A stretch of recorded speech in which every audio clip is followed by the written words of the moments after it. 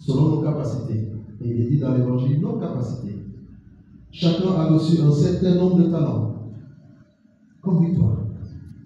Et Dieu sait qu'il en a reçu énormément. Énormément.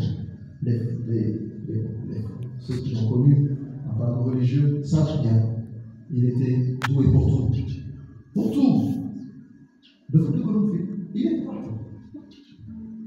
Mais ça, c'est les talents que Dieu donne.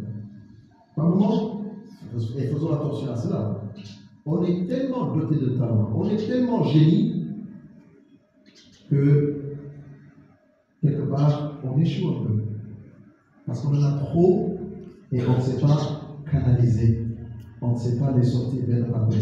On les sort, mais de façon dispersée. Et finalement, ça retombe au profit.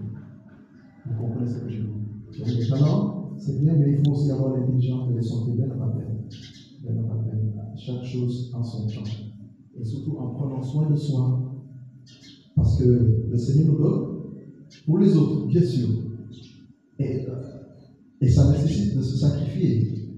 Mais est-ce qu'il faut perdre notre santé à cause de cela? Voilà. Donc, prenons soin de nous. Prenons soin de notre santé. C'est important. Donc, la parole nous invite à utiliser le mieux possible nos talents au bénéfice des gens, des autres, les talents que nous avons reçus. Et il ne faudrait pas arriver à la fin de notre vie et dire au Seigneur, voilà Seigneur, je te remets le cœur que tu m'as donné. Je l'ai très peu utilisé afin de ne pas faire d'erreur. La pièce de talent que tu m'as confiée, je te la rends, comme tu me l'as donnée. Elle est presque neuve. Elle n'a jamais servi. Il y a des chrétiens qui le talent, ça ne sert à rien. Et ça restera comme ça. En tous les cas, nous en sommes certains. Victoire n'a pas paru devant Dieu avec ses mots. Ça, c'est clair. Parce que ces actions dont nous avons été témoins, ces actions qui ont montré une production merveilleuse. Ces actions qui ont montré une production riche, un legs magnifique. Ces actions ont rendu gloire à Dieu. Et c'est pour cela que nous continuons de rendre gloire à Dieu pour ce qui nous a aidés. Et nous n'oublions pas, le jugement portera sur les fruits que nous aurons produits en ce monde. Notre propre jugement, ça portera sur les fruits que nous aurons produits en ce monde. C'est Jésus même qui le dit. Je vous ai choisi pour que vous produisiez du fruit et que votre fruit demeure. N'est-ce pas cela que vous voulez? Que le fruit qui a été victoire pour le nom d'Athanari, que ce fruit demeure. C'est l'objet de cette association.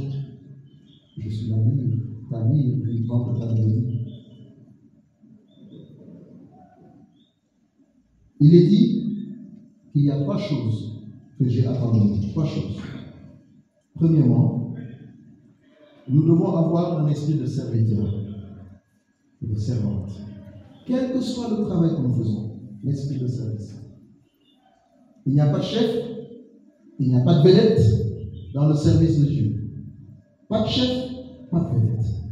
Le bon maître de cœur, c'est celui qui reste là.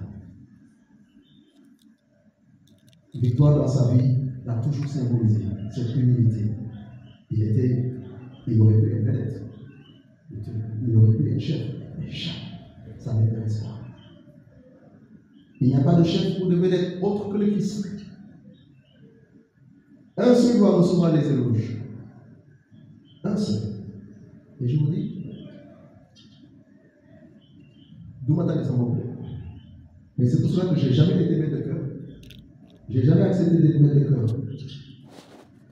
Je suis né dans la musique avec mon papa. Au séminaire, j'étais chiffré, mais je n'ai jamais voulu être maître de cœur au séminaire. Parce que je ne voulais pas me mettre au devant. Donc pourquoi se mettre devant? Donc l'impact qu'on peut avoir, c'est de bien former les autres. Et de faire en sorte qu'aujourd'hui, vous voyez plein de jeunes prêtres qui savent chanter, qui savent jouer à la chorale.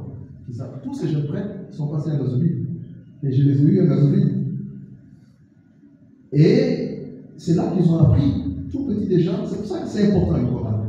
Une petite chorale.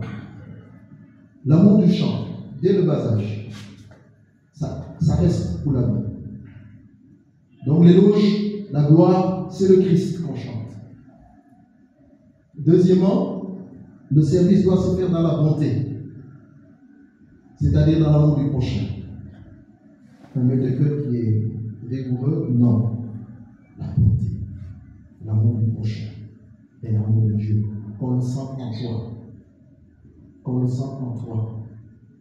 Si un maître de cœur, par exemple, au moment de l'homélie, il sort pour aller fumer un truc ou pour aller prendre l'air et se dire je reviens 15 minutes après,